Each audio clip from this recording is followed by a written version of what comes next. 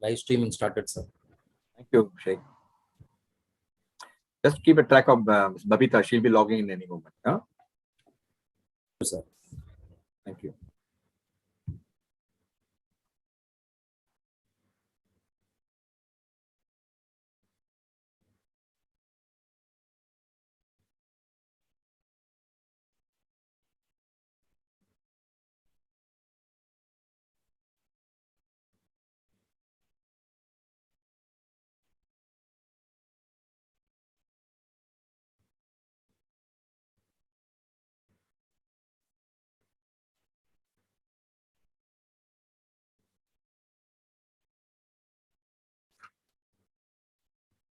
I think shall we start? Go ahead, Vishakha, you are in.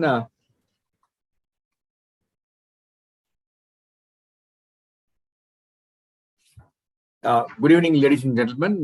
Very warm welcome to each one of you for another edition of our evening talk. And today's talk is very interesting because we are going to listen to one of the great women achievers who is heading one of the first insurance company in India. To talk more about a little later. Before that, I will brief you on some of the important activities, what's happening in MMA in the next few days, so that you don't miss them. And I can tell you this month is a bumper offer in the month of October. We have got some outstanding events lined up for you, some excellent speakers. Please do join us on Saturday, the 9th of October. We have the KCG Varghese Endowment Lecture. Ms. Arpit Singh, she's going to be talking to us. This happening live at MMA. And she's the first woman Air India pilot, as well as she is now MD and CEO of Alliance Air. This is happening on 9th. Then on the 11th, again, we have an excellent event on the theme. How come no one told me that? And life lessons, practical advice, and timeless wisdom for success. We got again 3 outstanding speakers. Prakash Iyer, you all know. Actually, I'll walk miles to go and listen to him. He's an authentic motivational speaker. Then we have Mali, who is a partner of TSM Group of Companies, and Ambi Parameshwar is a brand strategy coach, founder, brand building. He'll be part of this panel, which is happening on 11th of October. Then on the 19th morning, we have a seminar on technology. And this is which we always thought we should bring in some technology to prove what's the technology, how we transformed post-pandemic. And the theme is reinventing human experience and technology in the post-pandemic world. We got some outstanding technocrats to come and speak and how it's really transformed our life, be in life or business or in medical or automobile sector, so many areas. So please don't miss it. This is happening on the 19th morning.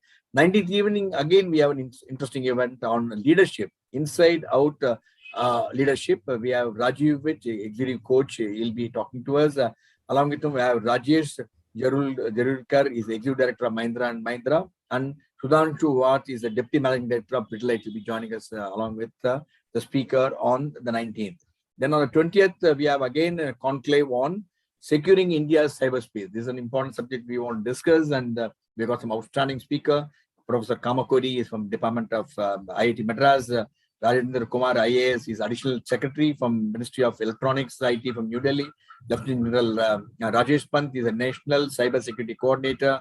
Then we got Navi is a cyber law specialist, and Ritesh Bhatia, cyber crime investigator. So we got a lovely panel listed up. So please not to miss. This is happening again hybrid event at MMA Management Center on 20th of October.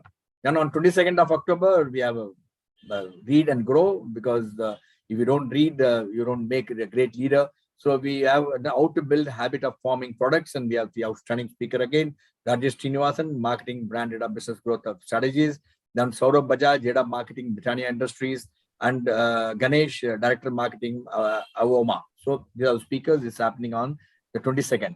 Then on the 27th of October, we have a discussion on Decisive India, Gazelle Repo, the decade, and what Kiran Karnik, former head of NASCOM, he's going to be talking to us. And we have along with him Mr. Chandelier, chairman of Aisha Group, chairman of Mastec, is going to be with us.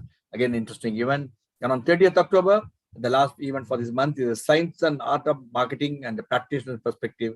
Amrit Thomas is a marketing and digital transformation consultant, will be talking to us. Then on 1st of November, only one event of November I want to take you. Otherwise, even November and December calendars already been finalized. On the November, we have a very, very interesting event we are doing at the request of the Income Tax Department, the changing environment of tax administration. You all know the new portal is happening, the TDS things are happening. A lot of things are included. And how the Income Tax Department has come forward, discussed, and tell our members what they have done. And if you have any query to income tax department, it's not a personal grievances or personal tax compliances in general. So we have a team of 5-6 specialists from the income tax department will be coming and talking to us, including Chief Commissioner of Income Tax. This is happening on the first MA Management Center. This is what we have for today. Coming to today's event, which we are all eagerly looking forward, is empowering leaders, conditioning conscious choice, and calling it out. And let me have the privilege of Vishakha will be joining us. You are in. Can we go ahead and introduce the distinguished speakers? Yeah, thank you. Thank you, Vishakha. She joined because she's little thing because of net connectivity. She's put up the video. Now she's with us. I think it's quite clear to join us. Let me, the format of the program is I'll introduce the distinguished speakers and special invitees. Thereafter, we request the speaker to speak for about 20-25 minutes. And as usual, if you have any questions, please share your question in the chat box in Zoom, or all others viewers watching the program live on YouTube, Facebook, Twitter, and our webinar. Type the question, the numbers flashed on your screen, send your question. All your questions related to the theme, please address your question, what is related to the theme of the discussion, and please don't raise your question. My insurance claim is not claim. I don't think we'll be able to answer those questions today. And but anything to do with insurance on policy level, I'm quite sure Vishakha will be happy to take on that. Let me have the privilege of introducing distinguished speakers for this evening. Let me introduce our speaker for this evening is Vishakha. She is the MD and CEO of the India's first life insurance company limited. And Vishakha is India's first life insurance company as his MD and CEO since the year 2015. Vishakha has ranked among the top 50 Fortune India most powerful women in business 3 times in a row. That's fantastic. 17, 18, and 19. Really, really congratulations. A great achievement indeed. She has also been bestowed the most influential woman by the Indian Business World magazine, recognizing her achievement as ICA's bestowed with Vishakha prestigious award of CA Business Leader Woman in 2017. And Vishakha has also been enlisted as trailblazer among the contemporaries across industries by the prestigious publications such as Forbes India and Business Today. And Vishakha continues to guide and mentor the upcoming generation and thinkers and leaders. That's one of the things she's doing this evening, to be talking to us as a Women Business Forum of MMA, a chartered accountant by profession, equipped with a postgraduate diploma in computer systems. And Vishakha is also a fellow of Insurance Institute of India. Very warm welcome to you, Vishakha. It's a pleasure and privilege to have you with us. Let me also have the privilege of briefly introducing our all our special invitees who are part of the board of MMA Women Business Forum. You all know them. Mythili Chandrasekar is a consumer behavior and brand strategic enthusiast, so 35 years of experience in brand strategy. Recently retired as a senior vice president from planning and director of Walter and Thompson. Our clients include Ford, Unilever, Hero Motors, and many more. And a very warm welcome to you, Mythili, for ably steering the Women Business Forum in MMA. Babita Baruah, managing director of GTP India, WPP Engineering, and 24 years of industry experience. She was involved in Harvard Business School and Women Influence Forum in Geneva as a speaker, and many more. You all know her profile, which has already been shared with you in the invitation. She'll be joining us any moment now. And let me also have the privilege of introducing Lata Rajagopalan. Lata is a founder director of Curious People C4D and freelance advertising communication specialist, and worked in creative department of leading advertising firms in India. She's also ranked as a great tennis player. The university represented Tamil Nadu and India Madras University, and also a bronze in national games and keen interest in classical arts and reading. This is our very power-packed panel for this evening, and it's not a panel, it's a talk followed by a interactive session with the distinguished speaker this evening. Now I request Mythili to set the context about Women Business Forum, and also request the speaker to follow you. Over to you, Mythili. Thank you, Group Captain, for that introduction, and welcome, Vishakha ma'am.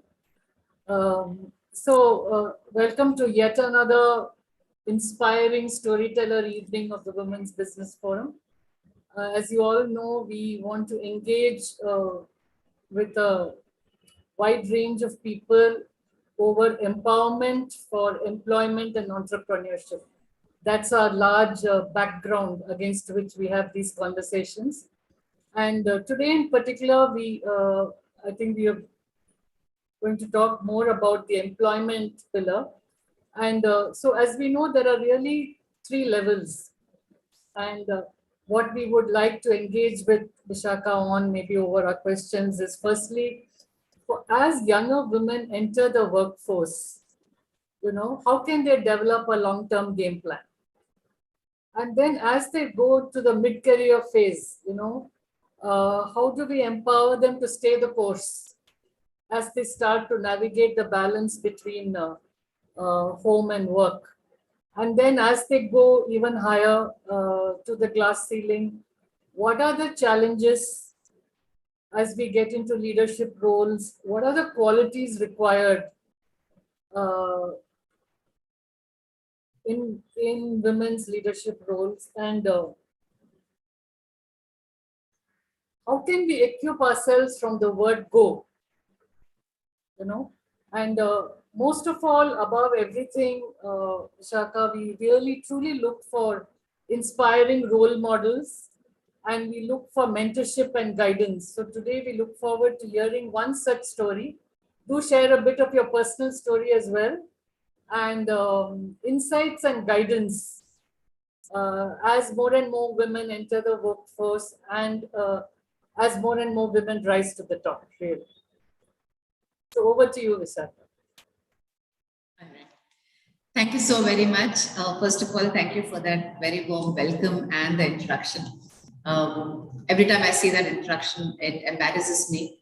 And then my PR head says, no, it's very important because that establishes credibility. And well, I hope that I live up to all that credibility, that so-called credibility that is established. So I will start, with a little bit of my background, and I'll try and wrap this up in about 20 minutes or so we can have more interaction if possible.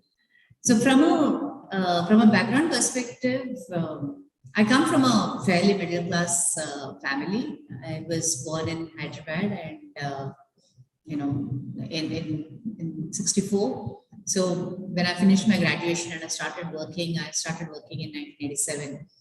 So it was a pre-privatization days. Money was scarce. There wasn't anything called living in plenty. And the desire to work was very, very high.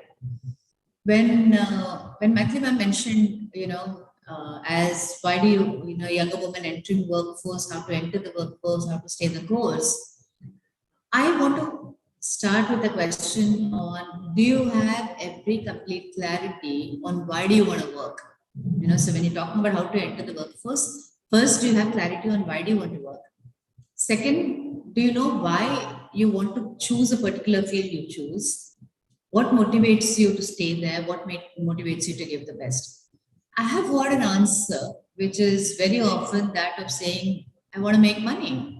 Obviously I'm young, I have needs, I have to make money. And my advice to everybody is, money is very obvious. Money is got to be a recognition for the efforts you've put in. Money is the reward for what you do. When the day money becomes the reason for what you do, then your focus is really not on what you're doing.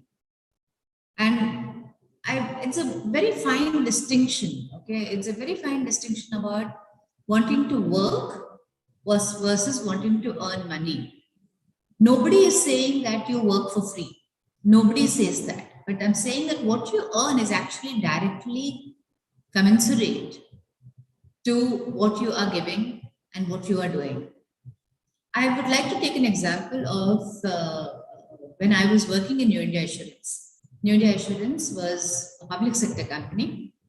I'm a qualified chartered accountant, so I joined as an accounts batch, and I could have chosen to stay in the accounts batch.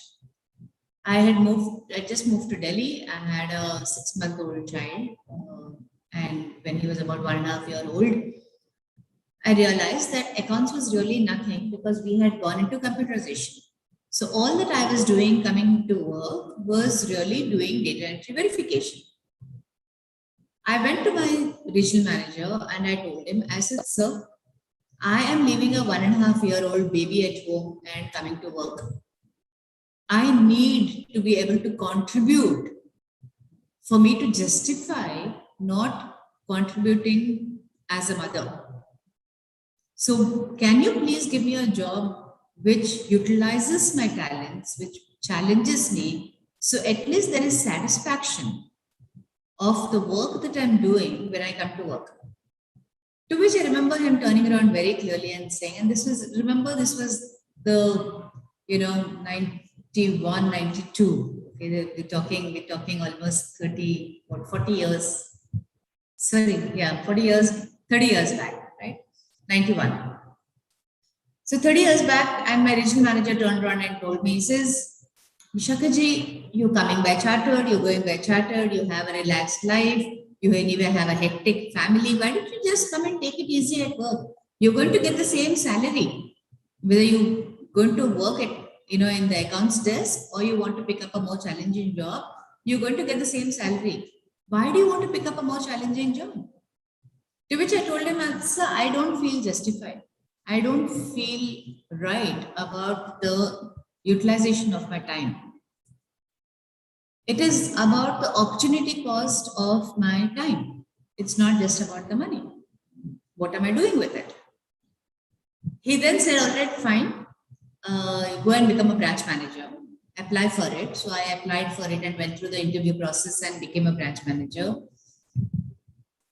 I would like to believe that my entire trajectory of my career changed with that one move. From being an accounts officer, I became a branch manager in charge of understanding, in charge of sales, in charge of claims, policy underwriting, man management, client management, P&L management. It was a small branch, but the point is that suddenly I got an overall exposure into being a profit head center. And the moment you're a profit head and business head of a center, of a profit center head, as they say, and you have exposure. When I went there, I had no idea of whether policies new India was selling, because when you're sitting in the accounts, you have no idea of the core business of your organization. You get to know the core business of your organization only when you are client facing and when you're actually doing something which is live there. Yes, I got no extra money for doing that extra work. Did I put in more work? Yes, I put in more work. But do I have the satisfaction of looking back and thanking my regional manager for trusting me and giving me an opportunity which demanded more of me and therefore made me grow? 100% yes. So why do you want to work? Can be the money. But if it is only the money, then what are the kind of opportunities you will seek out? What are the kind of joy that you're going to get out of working? When is working going to start burning you out? And when is working going to energize you? Have you, and I'm not talking theory, okay? I'm not being idealistic here. Genuinely, all of you who are working, if you enjoy the work that you do, the work, I would dare say the work will never tire you. What will tire you is doing things that you didn't want to do. For example, if there is a person who just loves coding and he or she loves to do a design map and do all that thinking, and the person is not really great people manager. In that rush for promotion and wanting to do more and fulfill the public need of what is a good job, that individual becomes a man manager. Okay, now the moment the person becomes a man manager or a people manager, the issues start. He or she goes back very unhappy because what is being demanded of them is not something that they enjoy doing. They were very happy doing their coding or their planning or their business management. So it's very important to understand what is it that you're willing to give for what you want to get. This is not uniformly applicable to everybody, okay? If you like, I know I have challenged myself to do jobs that I liked or I didn't like because I just wanted a challenge. I would say every job, bring it on. Let me see what is so difficult about it. We will figure it out. Whether it was sales, whether it was finance, whether it was marketing, whether it was people management. But which were the jobs that gave you pain? The jobs that give you pain are jobs you don't want to do. Okay, that is when the joy of working starts becoming a stress of working. So the first thing that I want to ask and I want to leave behind to people is, why do you want to work? Second, what are your motivators? Okay, if money is a motivator, please think through clearly whether your motivator is money or money is a recognition and a reward for the work that you have done. So differentiate between what are your recognition and what are your rewards and what are your motivators. The day we all will start with external rewards and external recognition being our motivators, and maybe we will start with money at a particular stage. But very quickly on, I'm saying, find your own mojo, find why you want to work, what gives you joy, what gives you pleasure. Because remember, you're going to be working 25 to 30 years. Remember, you're going to be working at least 8 to 10 hours of the day, of your waking hours. You know, that's almost 2/3 of your waking hours you're going to be working. If you're going to be doing that, you know, you want to be very clear that you're doing something you enjoy doing. Your motivators have got to be intrinsic, something that gives you motivation from inside. Your extrinsic motivators can give you joy, but then that intrinsic motivation is what is really going to make you go back to work every day. Get up in the morning, go back to work. After a point of time, and we saw this phenomena in the COVID, right? When we had the COVID, you started seeing people say, I was only working because I wanted foreign holidays. Now I can't even travel. So what am I saving for? I don't want to work any longer. And for me, that was really a pause for perspective. And I wanted to push back and say, think about it. Are you really working only for foreign holidays? Or was going on foreign holidays enabled because you were working? And if that is not being enabled, so what? What is your work for? Is it for your pride? Is it for you to utilize your own talent and knowledge? Is it for you to have an individuality and a presence?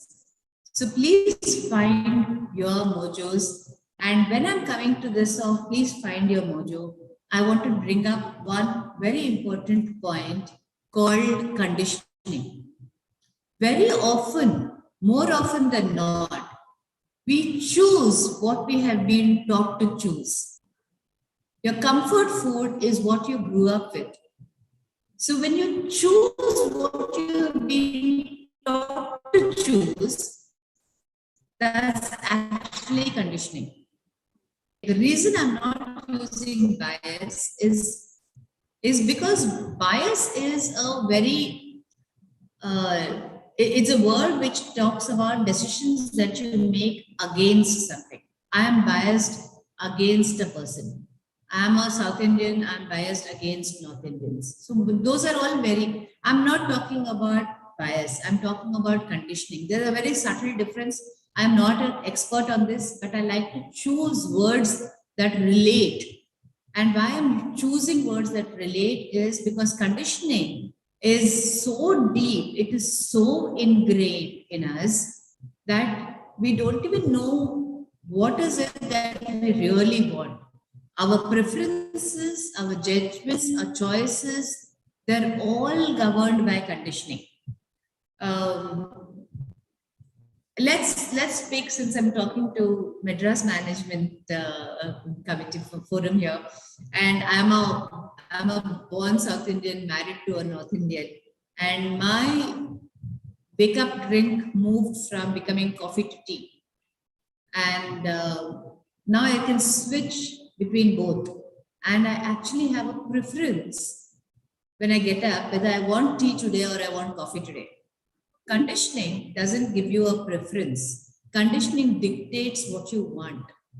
And when you stop and say, why do I want this? Have I even tried having something else? Your conditioning will stop you from even trying, because your conditioning will make you believe that's what you already wanted. You are drinking coffee because you want coffee, but you don't know you want coffee. You've been always drinking coffee, and so you continue to drink coffee.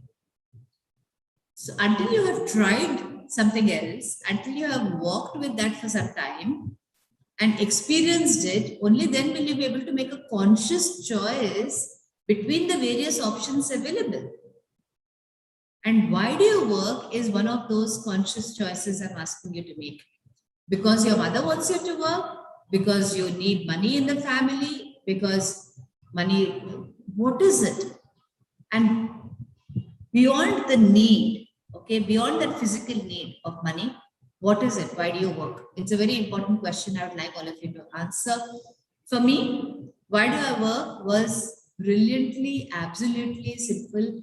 I wanted to challenge myself. I wanted to realize everything that I'm capable of. And that was my reason for working. I've got two hands going up. Do I need to pause or? Continue, madam. You continue. We'll take the question. They'll put the question in the chat box. Please, Pushpa and Nandakumar, put your question in the chat box. Will be responded. Please go ahead, madam. Yeah, so I'll just take 10 more minutes. So after conditioning, I was moving to conscious choice, right? Your conscious choice has got to be framed on the basis of the conditioning. Because preferences, judgments, choices, all, if we believe my primary thesis that these are all based on conditioning, we will do what we know how to do. So we all need references. Okay, I'll give an example of upma. Okay, when I got married and I went to Delhi and we had to make breakfast and I made upma. The whole family looked at it and was completely unable to understand what it was. And I'm talking, guys, late 80s, okay? We didn't have the internet then. So any exposure was exposure that you had actually been exposed to physically, or someone had come from outside. For them to understand it, they actually called it namkeen halwa. For me, that's a classic example of how we need an anchor of something that we know to understand something that is new to us and something that we don't know. For me, this is a classic example of how you are able to grow only as much as you have been exposed to and as much as you're willing to expand your mind to. And with that, I want to make my second point, which is conscious choice.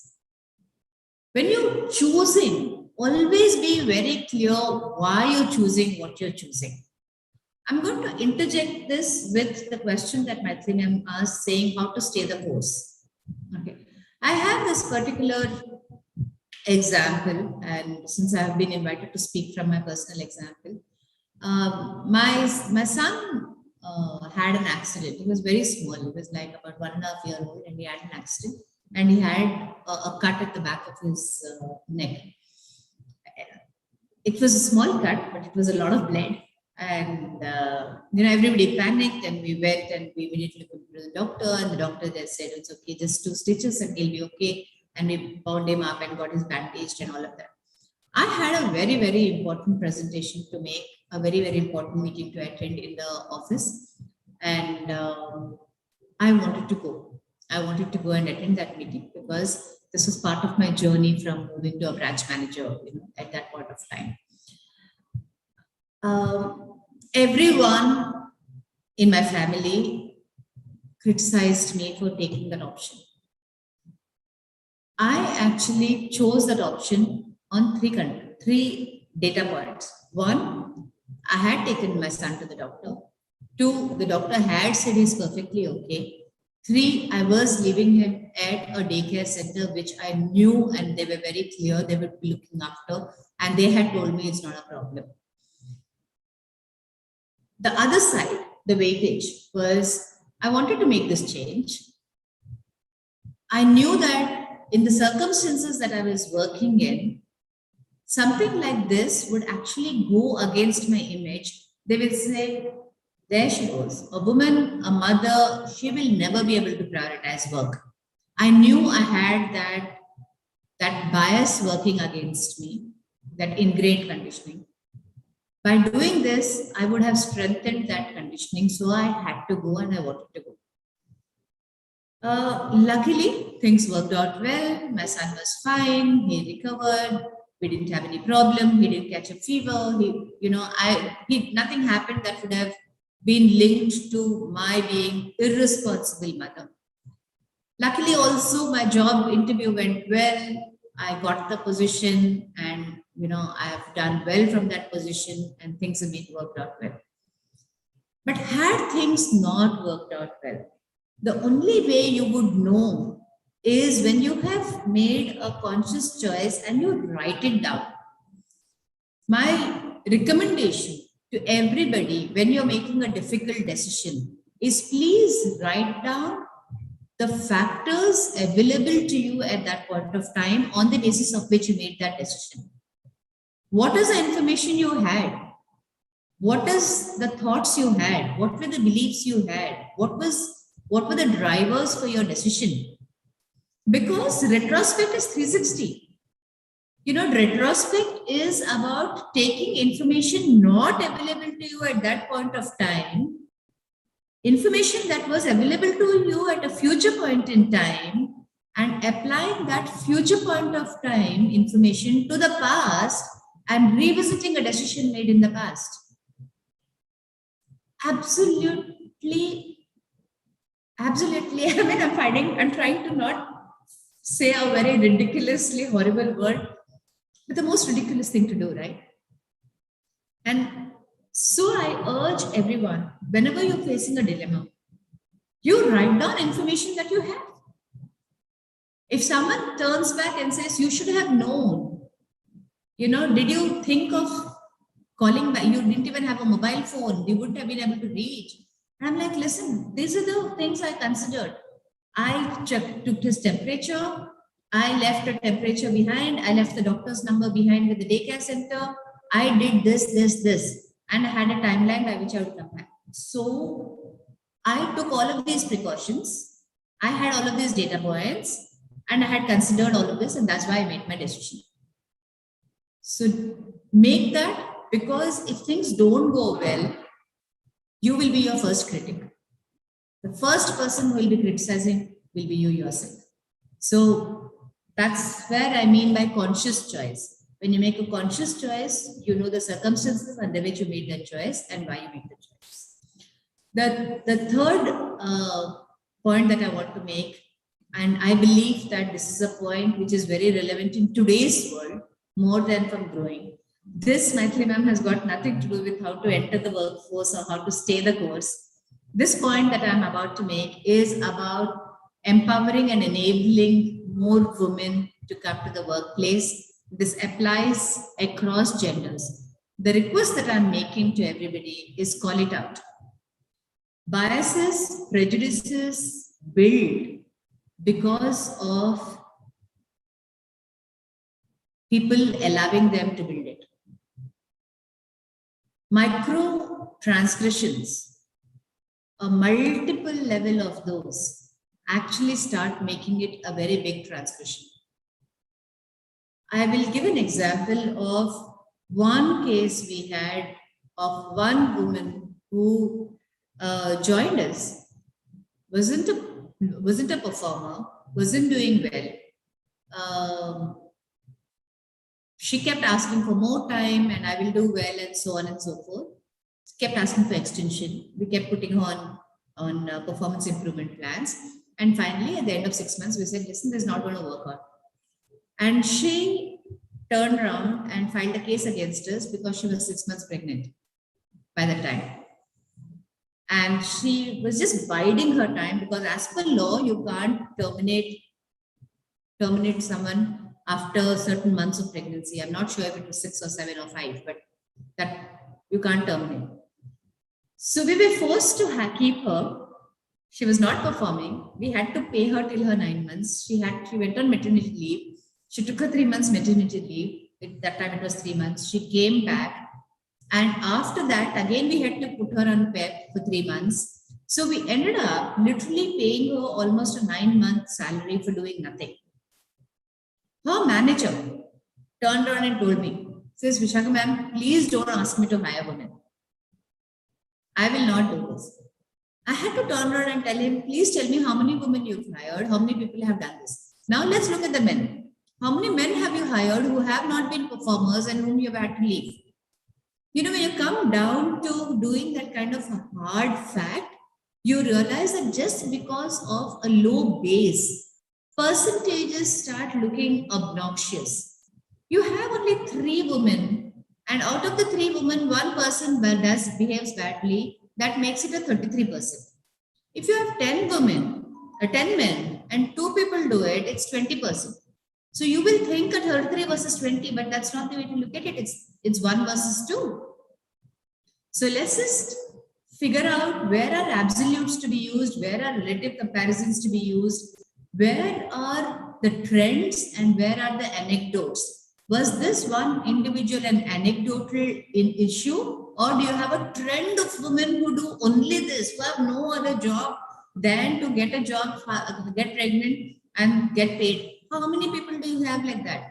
So it's not a trend. So my request to everyone is to please, whenever you get these, any incidents against women, okay, say, all right, that is an incident. Is that a trend? Do you not have incidents with men? Do we not look at them and say, okay, this is the problem? So my request to all of you is, please make a commitment, call it out. Okay, when there are derogatory remarks being passed, when there are generalized statements being made, array, all women are like this. No, all women are not like this. Like the way all men are not the same. I mean, you know, I don't know what percentage of audience are men and women I'm talking to, but you know, how offended will you feel if I, based on one incident of rape, I turn around and say all men are rapists? You know, one incident of sexual assault and we say all men are predators. No, no man wants that. So similarly, no woman wants to be just dumped into one generalization. Just because there are fewer people, the percentages are higher, that's all. But it is not a generalization, it's not a trend. So when you hear anything which is derogatory in nature, when you hear jokes which are disparaging of people, my request to all of you is to please call it out. That is the support that we can render. That's all I wanted to talk about. We can open it for interactions. Hey, Babita. I welcome Babita. Babita also joined. Over to you, Babita. Hi, thank you. Thank you, Mythili, for the introduction, which, sorry, I was a couple of minutes late. And Vishakha, thank you so much for all the audience here.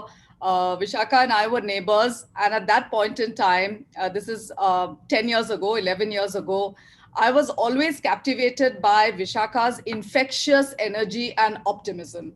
I mean, whether it is organizing something for the children, whether it is about all of us, whether it's about going on an outing, we would all look at, okay, what next? And Vishakha, I could see that in your journey today. Thank you very much. I do have a question which I think the others will also relate to, and that's basis something you said, which is burnout versus energized, right? And really a lot of us have that thing about we love what we do, but there is a sense of burnout either at the end of the day or sometime. So are there any tips you have on how does one, especially as women, you know, with all the hats we wear, how do we keep ourselves energized every day? Yeah, thanks, Babita. Yes, you know, it just reminded me back of all those Diwali parties that we used to do and the constant comparing that I used to be in charge of for the society. So yeah. So you know, I think we hold ourselves up to other people's standards. I believe, this is my belief, that our burnout starts happening the moment we want to do something based on the other people's standards.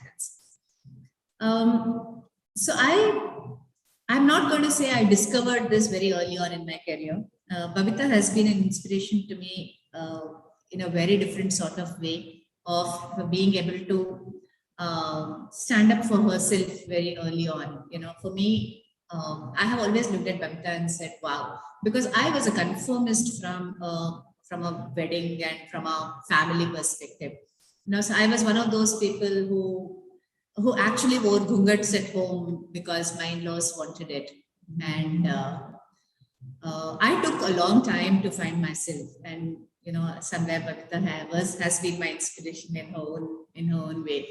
And in this journey, I realized that I was trying to be a perfect bahu as my in-laws saw it, the perfect wife as my husband saw it, the perfect mother as my children saw it, the perfect employee as my boss saw it. And one day I just had a collapse and I just sat down and said, hold on, Vishakha, what do you see of yourself? What do you think you need to do to be a perfect mother? What do you think you need to do to be, a great wife? And the moment I drew my own standards, I think things has fell into place. And there's an incident which I'll always remember, so I'll share. So I came home from office late at night. My son was waiting up to do. I also have a daughter, by the way, but my daughter has been one of the most undemanding girls that I have ever seen. She has been so self-sufficient in her life. I don't think I've really. She's needed me only to share moments of joy and pleasure, and very rarely have I been doing things for her. But I was helping out or maybe because she was younger, so my son also helped her out. So he was doing a project and I had to sit down and I was doing a gold bullion project, the impact of the oil prices on the bullion and stuff like that. And this is night 9:30, we were sitting and writing it. And then when we were talking, he said, today Amma made me aloo parathas. So my in-laws had come visiting and I ate 6 of them. And I'm like, I said, you really miss not having, good food, right? And I said, you really enjoy this when Amma is there. And me and my mother's guilt, right? I mean, all of us are brought up as mothers that our only role is to feed the children. Like, okay, that's what I mean by conditioning, right? So as though that.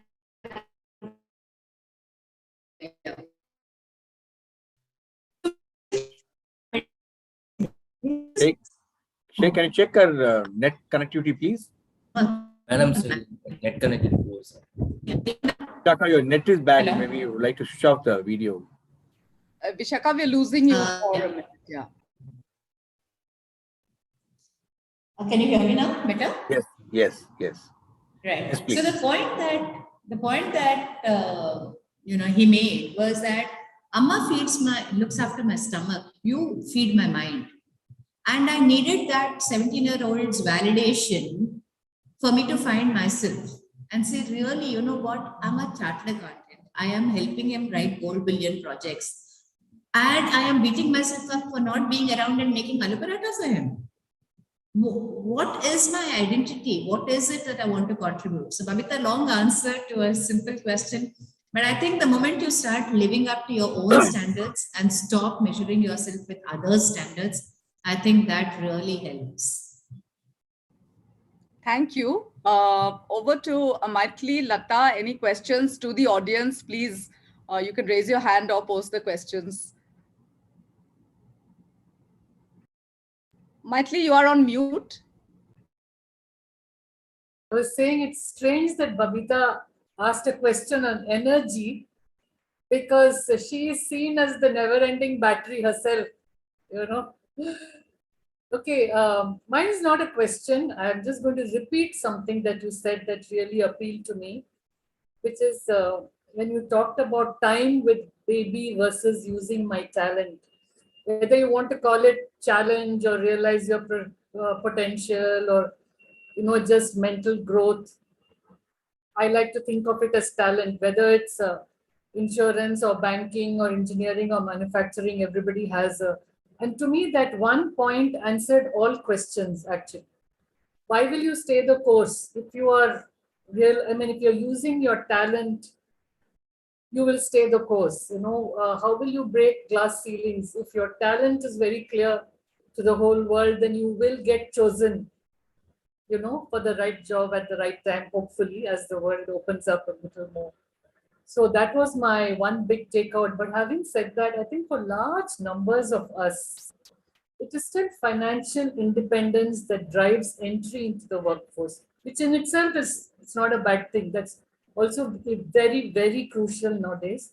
But the tip I'm taking out is, while financial independence is important and you must go to work, try and find how do you enjoy making that money, so that you can then, find the right place, and that will help you stay the course. So thank you for that insight.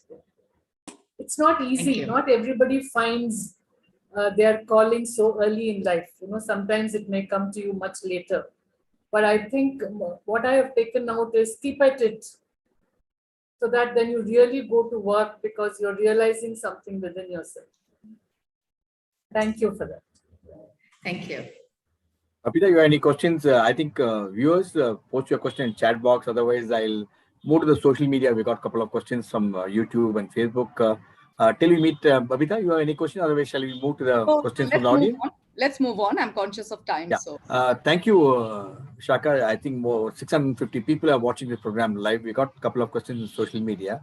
There are some questions related to insurance business too. If you are willing to, it's Absolutely. up to you. If you wish to answer, if you are declining, it's perfectly with you. Here's the Passionate first about question insurance. from Pushpa from Chennai. She says, Madam, you mentioned about working burn you out, working also inspire you. How do you choose between the two when your choice are limited, especially for a woman?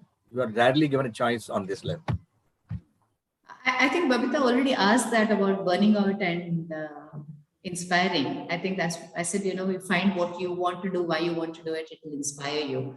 And, just that statement in that question as to women are rarely given a choice.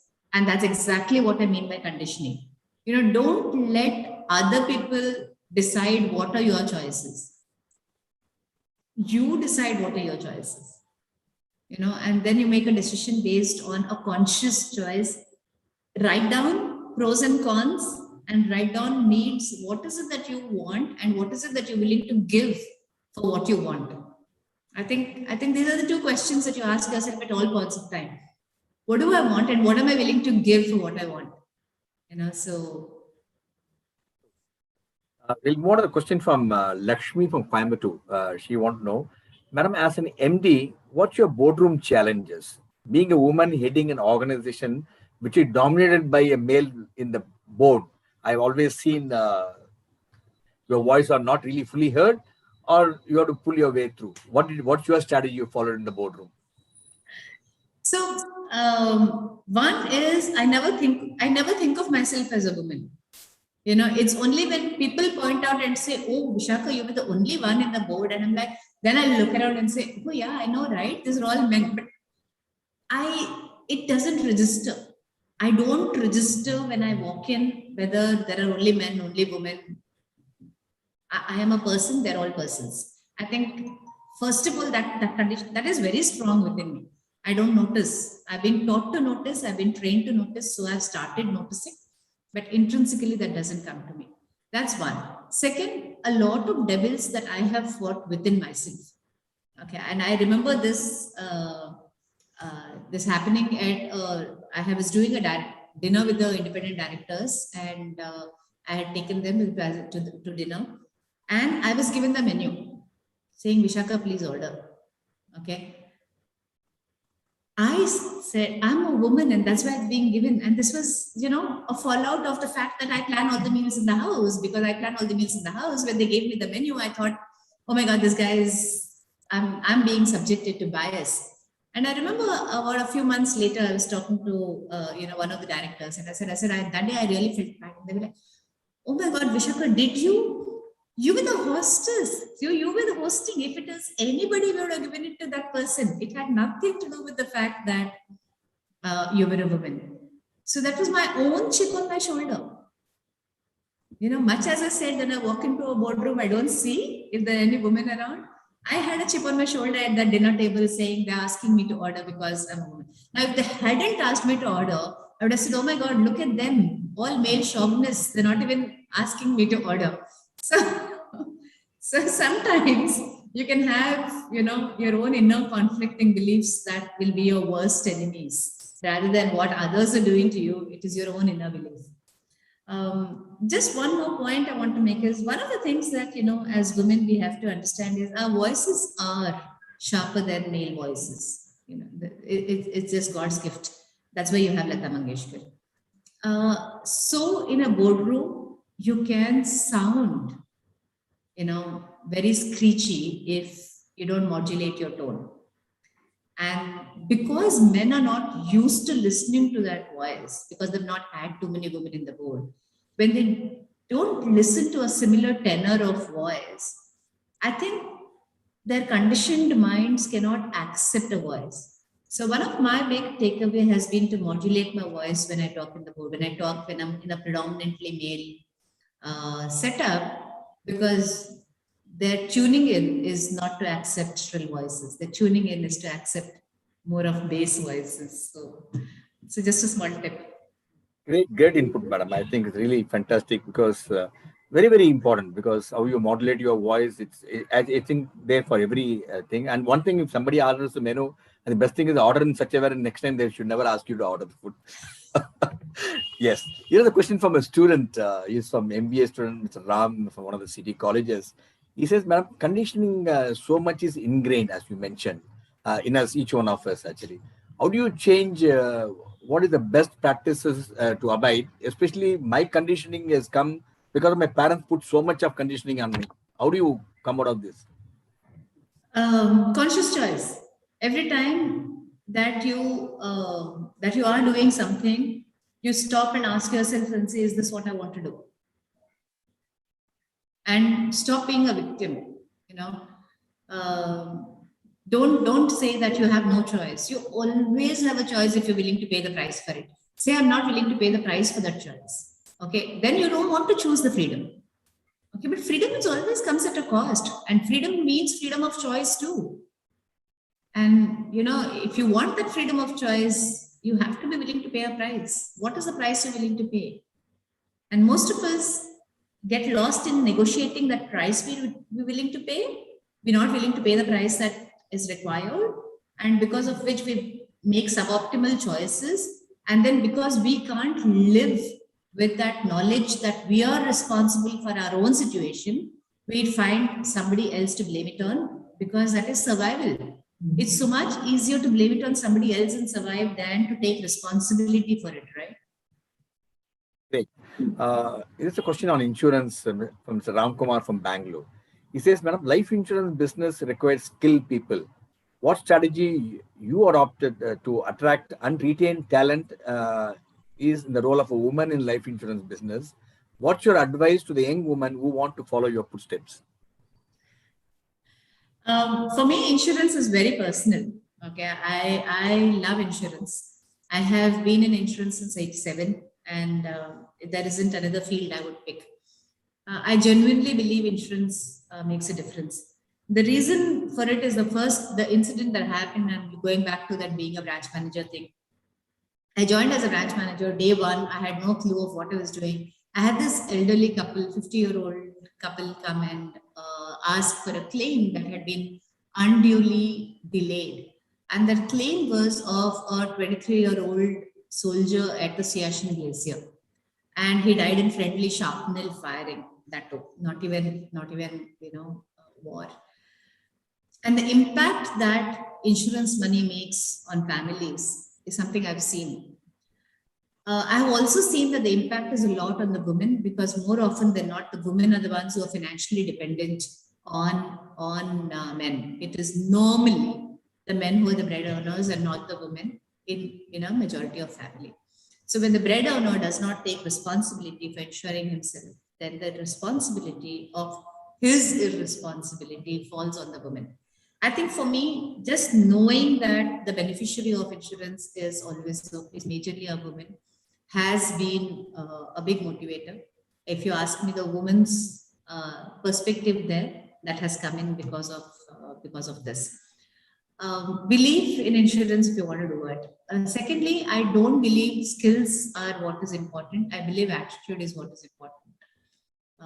If you have the right attitude and the right belief, then you can learn everything. So, and there's an example that I got of wanting to fly a plane, right?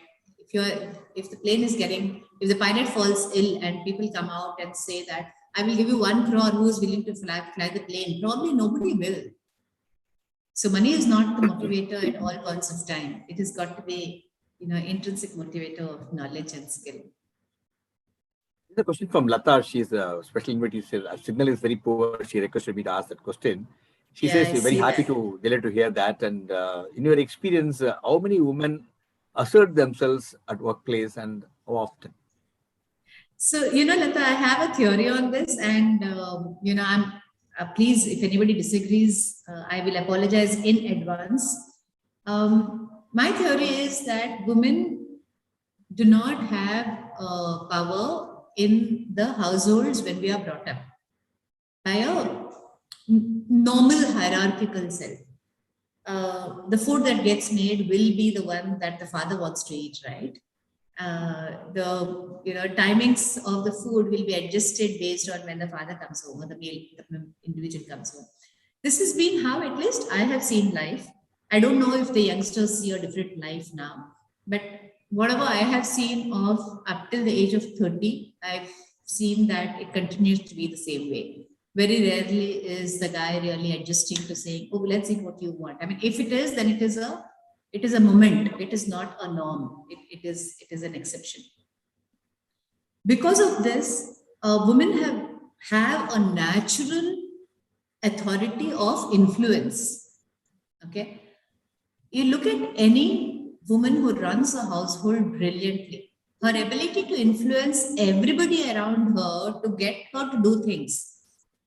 I use that as an influence or brilliant follower.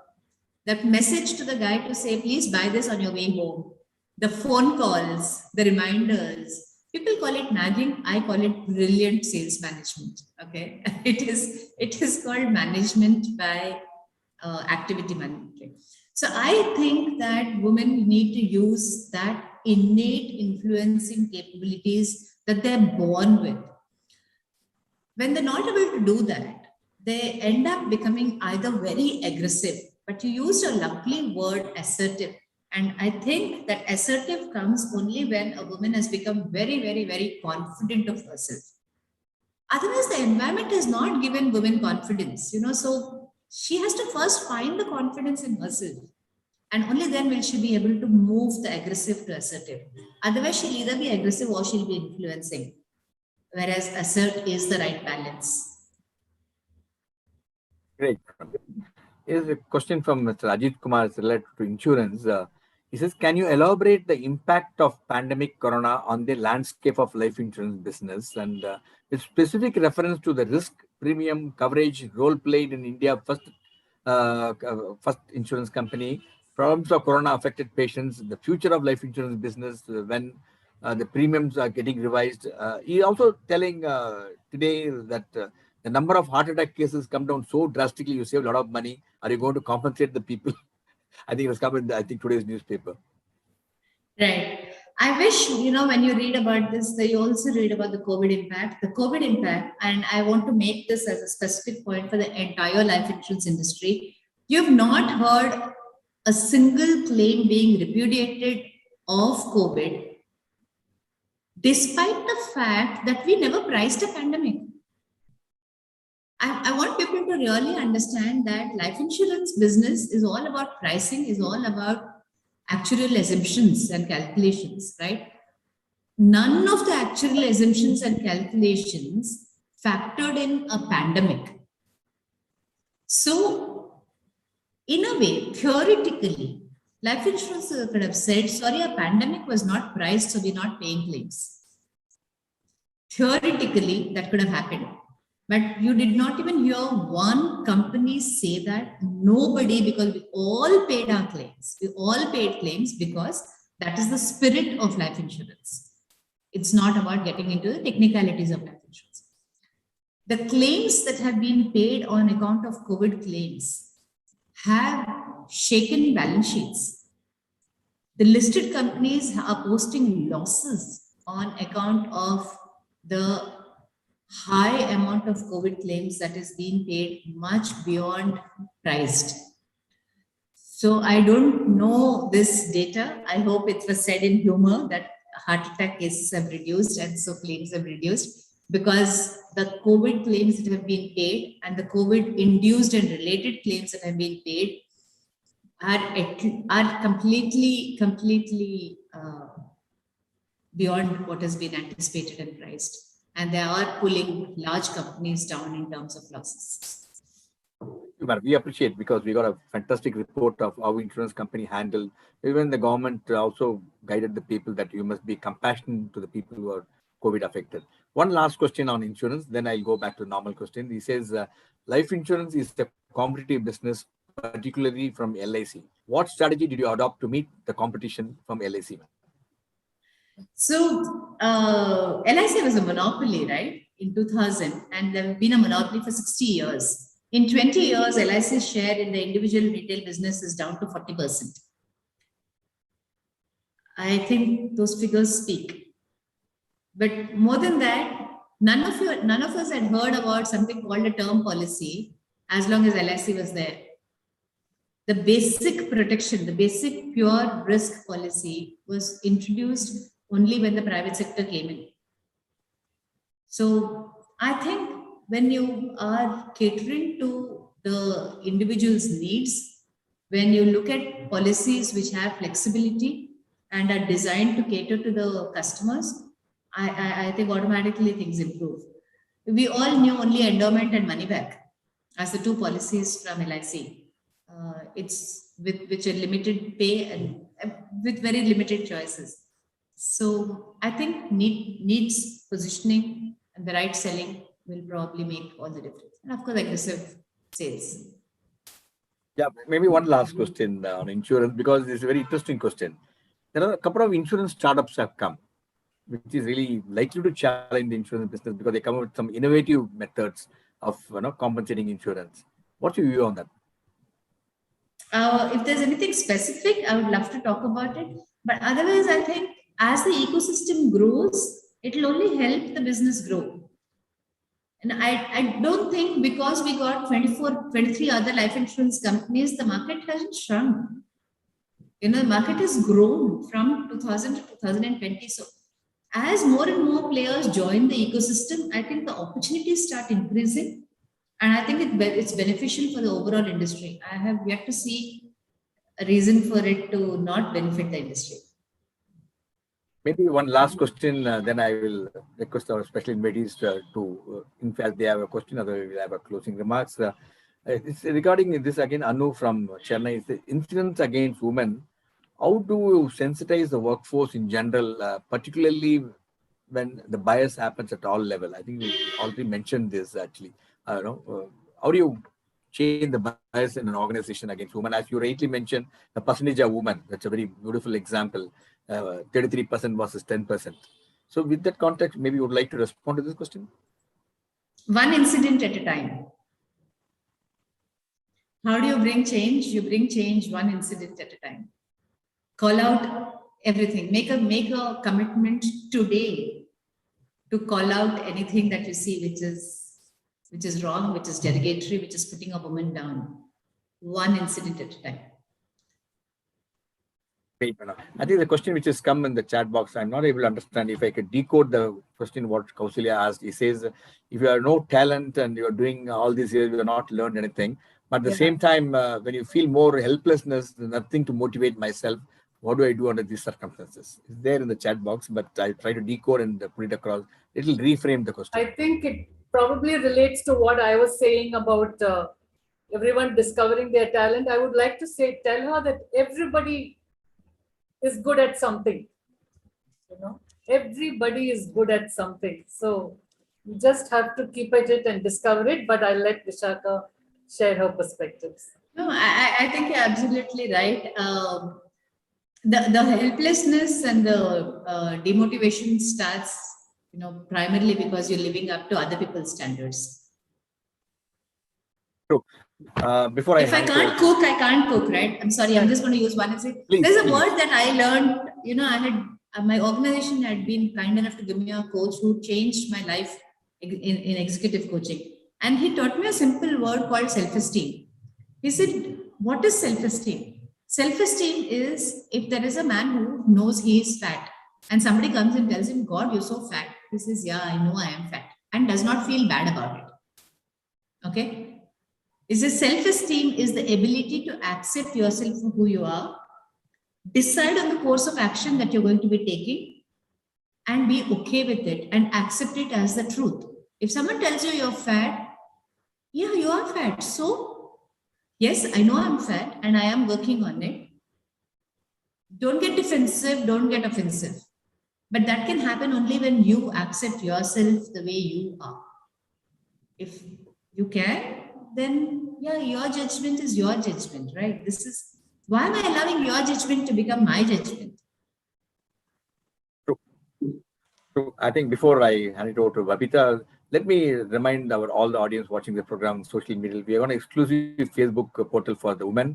If you have any questions, please do share your questions and they will be answered by the experts. And we want you to really come out with all the questions. It's an exclusive only for women. And you ask for the request, will be permitted. No other is going to be there. You can frankly and freely share your thoughts and your questions, and Mythili, Babita, our team Lata will be able to answer. We also have a mentee portal website, and you want a mentor, you want a mentee, please do register yourself, and we'll identify a suitable mentor of your choice. We'll have a share a couple of names. You could do that. Now I'll hand it over to Babita for her closing comments, and Mythili. Then I think it's a fascinating evening once again. Over to you, Babita. Thank you. Yeah, thank you. I'm very happy because Mythili opened it for Mythili to close. I just will say a quick thank you, Vishakha. We are so conscious of how busy you are, and to make out time for this is really very, very, we truly appreciate it. Mythili, you are so good at opening and closing always. Mythili is my inspiration, No, truly. I So think we have said it all. Just one, because I have more questions, but I won't ask them. But I think it's nice that when large numbers of us are still learning personal financial management, I just recalling all the other earlier talks on entrepreneurs, and they also brought up this fact that women entrepreneurs tend to be financially diffident. And I was reading today that even finance media programs are watched more by men than by women. But at such a time, when more and more women are entering, banking, insurance, finance, including a finance minister right at the top, we are very proud today to have heard, you ma'am, who has kind of found her way to a high place in this large. I know insurance is different from finance, but I'm just loosely calling it. We are part of BFSI. The world of money, I think we all have very complicated relationships with money. It's good to have heard from a woman who just manages that much of it. Thank you very much. Thank you. Thank you. Thank you, Babita. Always been my inspiration. I don't know. I mean, I'm sure all of you know her story, but she's been one major fighter, and I would never say no to any invitation that she has. So thank you. Thank you for being here. Thank you, Vishakha. Now, as a token of our appreciation, this is what we do, because maybe next time you visit Chennai, you must visit MMA. It will be a pleasure to host you. On your behalf, what you're planning to do is present face masks to the people. And in addition to that, the speakers have their valuable time and come and spend their time with us. On your behalf, we do this to really motivate, and this is the only thing which is going to present. We also do go around, we organize injections, vaccination camps, and we also give them rations. We also take tuitions for children. All this we do because a lot of speakers come and they give their valuable time, which attracts a large number of members. I think big thank to each one of you. Big thank to you, Vishakha, for spending your time this evening to be with us this evening. Thanks a lot, and indeed a privilege to have you with us. Thank you, Mythili. Thank you, Babita. And till we meet again, thank you, Babita, for posting all the things in social media portals. Till we meet again, bye-bye. Stay safe, stay healthy, and good night. Thank you. Thank you so much. Bye.